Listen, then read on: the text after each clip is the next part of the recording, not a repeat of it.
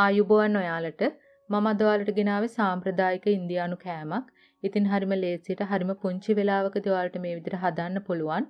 මම අද හදන්නේ ඉන්දියාප්ප පිටි වලින්. සාමාන්‍ය හාල් පිටි වලින් වුණත් ඔයාලට මේ විදිහට හදන්න පුළුවන්. කෙසෙල් කොලයක් තියෙනවා නම් ගොඩාක් රසට ඔයාලට හදන්න පුළුවන්.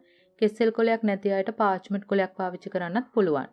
ඉතින් අපි දැන් බලමු කොහොමද හදන්නේ මොනවද අපිට ඕන කරන්නේ කියලා. ඕන කරන දේවල් වල ලිස්ට් එක පුරුදු විදිහටම ඩිස්ක්‍රිප්ෂන් බොක්ස් එකේ බලන්න පුළුවන්. පැණි පොල් එක හදන්න මේ භාජනයට මම එකතු කරනවා හකුරු ග්‍රෑම් 150ක්. ඒකටම එකතු කරනවා වතුර මිලිලිටර් 20ක් මේස හැන්දක්. මුලින්ම අපිට පුළුවන් හකුරු ටික හොඳටම දිය කර ගන්න. ඊළඟට මම එකතු කරනවා ලුණු පිංච් එකක්, වැනිලා තේ හැඳි භාගයක්. මෙතන තියෙනවා පොල් ග්‍රෑම් 150ක්. හකුරු ගන්න ප්‍රමාණයට සමාන ප්‍රමාණයක් පොල් ගන්න. සුවඳ රස වැඩි කරගන්න මම එකතු කරනවා ඉන්සාල් කුඩු තේ හැඳි කාලක්. දැන් අපිට පුළුවන් මේ මිශ්‍රණය හොඳට මැලවෙන්න තියන්න. දැන් ඔන්න අපේ පැණිපොල් මිශ්‍රණය ලෑස්ති. පැණිපොල් මිශ්‍රණය නිවෙන්න තියලා අපි මේ හැලප ටික දැන් හදාගනිමු. මෙතන මම කෙසෙල් කොළ රවුමට කපාගෙන තියෙනවා. මුලින්ම මේ විදිහට ගින්දරට අල්ලලා මේ විදිහට හොඳට කෙසෙල් කොළේ තවා ගන්න.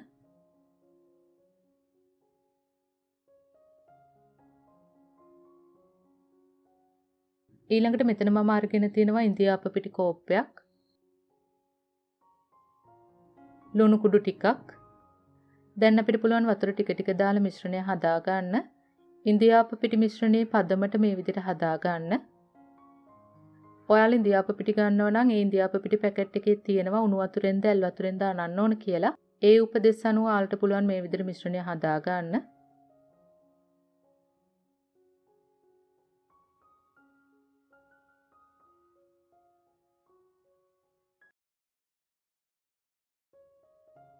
දැන් ඊළඟට අතේ තෙල් චුට්ටක් තවරගෙන අපිට පුළුවන් මේ විදිහට කොටස් 5කට මිශ්‍රණය වෙන් කර ගන්න.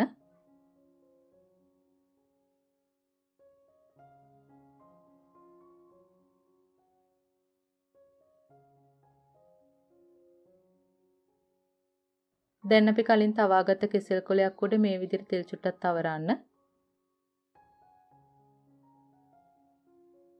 ඊළඟට පිටි බෝලයක් අරගෙන මෙන්න මේ විදිහට ලස්සනට තුනී කරන්න.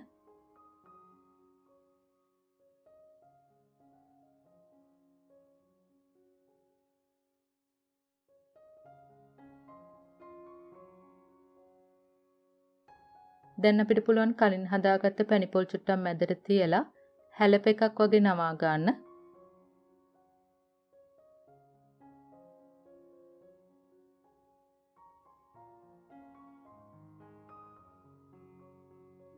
මම දැන් රයිස් කුකර් එකේ ස්ටීමර් එකේ මේ විදිහට හැලප ටික තියා ගන්නවා.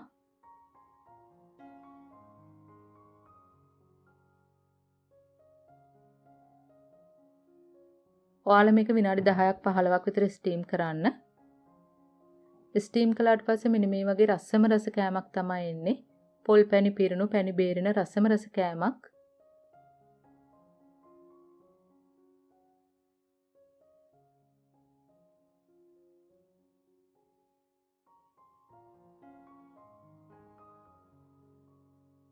සාමාන්‍ය හැලප වලටත් වඩා රසට ඔයාලට මේ විදිහට හදන්න පුළුවන්.